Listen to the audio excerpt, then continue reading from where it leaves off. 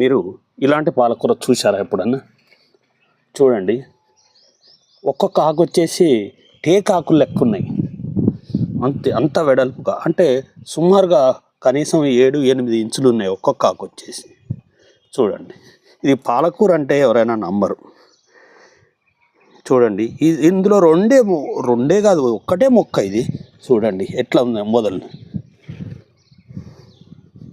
నా దగ్గర ఉండే, కానీ ఇంతకంటే సైజు తక్కువ ఉండే ఇదివరకు ఆ విత్తనాలు. ఈసారి ఇంకా పెద్ద సైజు వచ్చినాయి. చూడండి, ఈ న్యాచురల్గా ఎటువంటి కెమికల్స్ వేయకుండా మనం పండించుకున్నాయి. చూడండి, మీరు కూడా మీ రూఫ్ గార్డెన్లో ఇలాంటి ఆకుకూరలు మీరు పెంచుకోవచ్చు, తినవచ్చు, ఆరోగ్యంగా ఉండవచ్చు.